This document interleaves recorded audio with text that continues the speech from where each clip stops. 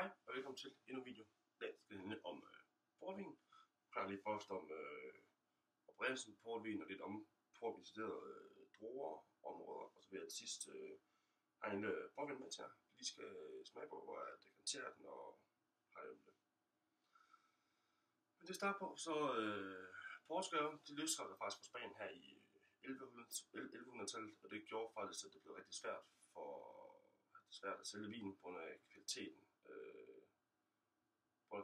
Og fordi at Spanien de blokerede faktisk for rejsende, fordi det ligger ligesom vest fra Spanien ved siden af Europa, så skulle gennem Spanien, og det ville de ikke have.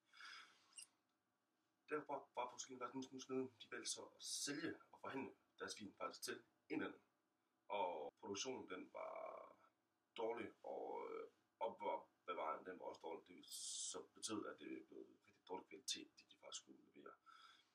I 1600-tallet der begyndte England faktisk at undersøge markedet for bedre vin i faktisk Portugal. Det viste sig så for, at hvis man tilføjede druesprit eller aquadenne, så kunne, eller som eksempel brandy, så ville det faktisk kunne overleve den her lange tur fra Portugal så op til landet via de her skibe her. Og metoden det kaldt for forstærkning, og det er vigtigt for hedvin. Det giver nemlig den her nye forstærket vin. I Douro der havde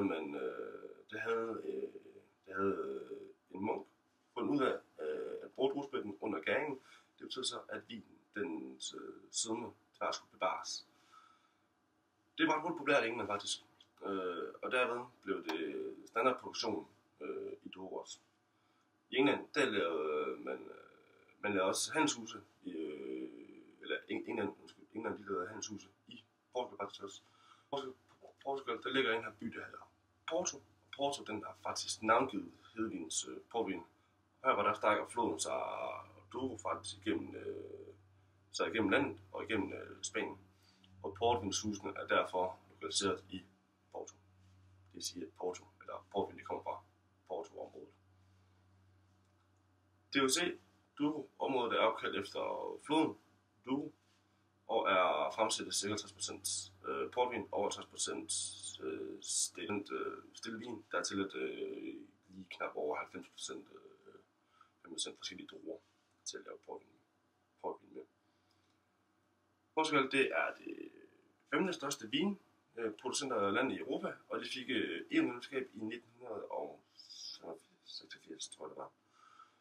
Og det betyder, at kvaliteten den fremgang sådan relativt gammelt vin er faktisk. Nogle super små områder bare også. Klimaet det er som udgangspunkt kontinent i Portugal. Kølige havvinde fra landhavet. Der er en del bjerge med skråninger, som kan give vinplanterne skygge for regn og opblæsning. Temperaturforskellen mellem kyst og Douro, den deler sig, den svinger sig mellem de her 15 grader. Douro det er meget varmt, og om sommeren kan det blive op til 50 grader. Så det er et rigtig varmt sted. Druerne, jeg kommer simpelthen ind på alle de forskellige druer, men jeg nævner lige de vigtigste af dem. Der er blå portvin, der er den, der hedder Tintorizo, eller Roriz, Tinta Barroca, Touriga fra Frances, Suzu, Touriga Nacional, og så har vi den grønne drue, der er Malavia. Så er de vigtigste druer dernede fra. Ja, der findes jo over 40 forskellige druer, så kommer vi ikke ind på det. De sydmodne druer, de bliver så høstet. Eller ikke? Jo, undskyld. De bliver høstet, hvor der bliver håndplukket. Og man begynder at bruge de her kæmpe maskiner, da det er ret hårdt arbejde og svært at kunne finde folk, der gerne vil gøre det. Især fordi det er så mega varmt, det er faktisk lidt til tortur, hvis man går rundt i 50 grader om sommeren, så på druer, det er ikke sjovt, tror jeg. De sydmodne druer, de bliver så høstet af mange druesorter, som har meget syre i sig selv, og det gør ikke noget, fordi der er varmt, heldigvis. Druerne, de kværnes, og de pumpes op i en tang, der hedder en cubas. Det bliver gæringstang, den er meget billig. Eller en åben gæringstang, som er dyr. Når man så vælger en af de to ting, så når gæringen så presses Når gæringen starter, der presses mosten op til overfladen, hvilket skaber en konstant bevægelse i mosten, som betyder, at den gærede most hele tiden er i kontakt med selve drueskinnen, hvor farven den sidder. Gæringen tager op til cirka de her 4 dage-ish. Jeg kender også godt bag kortet, og det er afhængigt af en lille smule temperatur, men knap de her 4-5 dage gennemsnitligt. Det gør så, at gæren den der tilsættes aguardente eller brandy, og det skal være god kvalitet, hvor man tilsætter optagelsen på de her 20%. Det er sådan, at gæringen den stopper, så man får mere sødme. Most, de her 20% af portvin, faktisk er rå spiritus. Længere siden man venter med at tilføje det, jo tørre bliver vin faktisk. For hver 440 eller 450 liter most, der er knap de her 110-120 liters aguardente i, hvor man spreder op, hvor man spreder op, til man har en alkoholprocent på de her 60-18%. Der tager vi til på træffader, hvor det ligger og hviler i et par måneder, hvor den så kommer på de her cirka 20%, fordi at vandet det fordamper for alkohol, får de her vandmolekyler til en mindre alkohol, så har den det nemmere ved at komme igennem fadet faktisk. Herefter, der forandres det til vinhuse. Der smages de til og bliver analyseret og klassificeret og blandes til den type, man gerne vil have. Og det tilsætter smag og noter, som man ønsker. Vinen den bliver defineret i 3 kategorier i læringshuset. Den bliver i kvalitet uden fejl, og vine med små fejl, som kan reguleres. Vine med fejl, som bliver frasorteret. Og her læres og blander man vine til det ønskede produkt.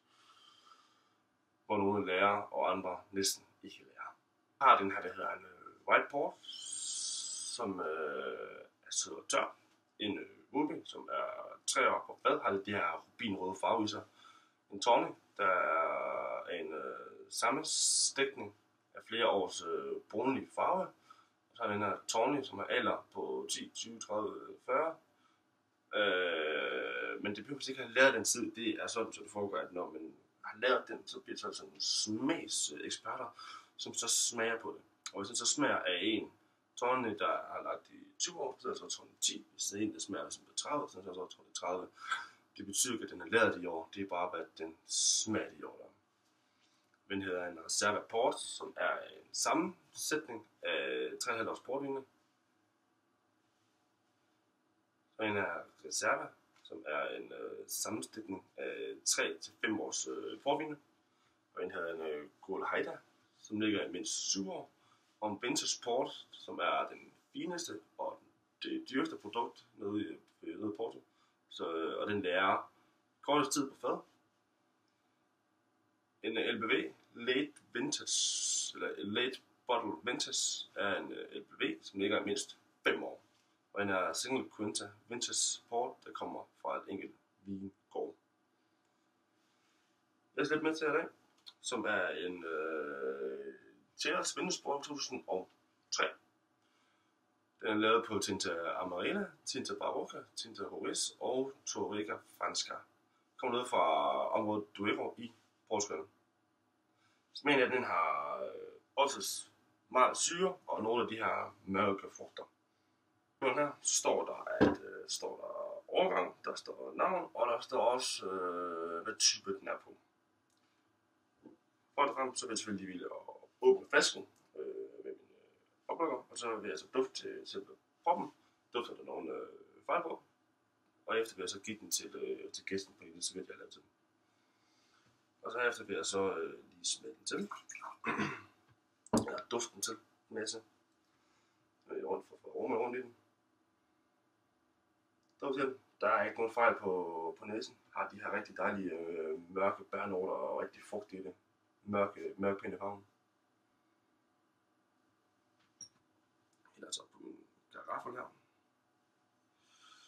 Så vinificerer den lige ved, om man lige slår rundt her. Det gør jeg egentlig, fordi at det lige vil sikre mig,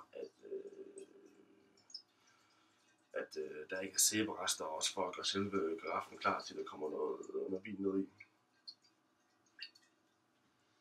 Her bliver så tilbage til glas.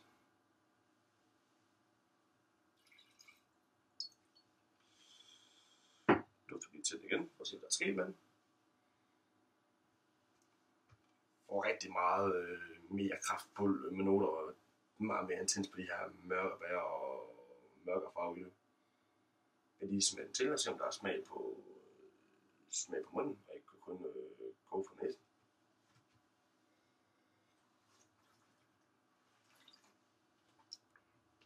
Der er ingen fejl.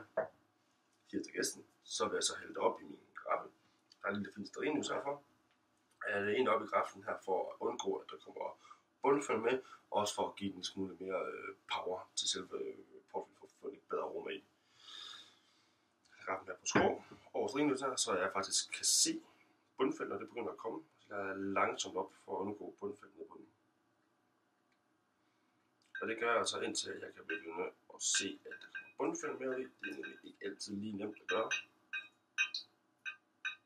Jeg kan se, at det begynder at gøre nu, så vil jeg så stoppe med det. Og så vil jeg så skænke til personen, der har bestilt det her først. Og så efter damerne, og så herrerne bagefter.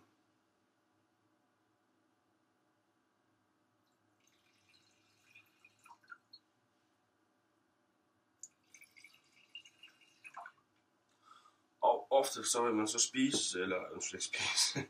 Det serverer selvfølgelig så de her dessertglas, fordi det var lidt en ordentlig mundfuld at få en portvin. Den kaliber i et vinglas, det vil være rimelig voldsomt, vil jeg sige. Men man kan få det her til flere til ting. Man kan få det til oftest de her lidt stærke og kraftige oste, fordi de giver lidt mere smag på det hele. Og man kan også gøre det til en faktisk for at gøre dem på en peberbøf faktisk også. Det er også muligt. Jeg er lidt mere power på peberbøffen for at give lidt mere sødere smag på peberbøffen der. Man kan også godt sagtens gøre det til en risalemang, fordi den har de her mørke bærnoter, som vi går ind og spiller rigtig godt ind på de her kirsebær. Det var det, jeg havde i dag, og håber I følger med og lærte noget af det. Skål, og have en god dag.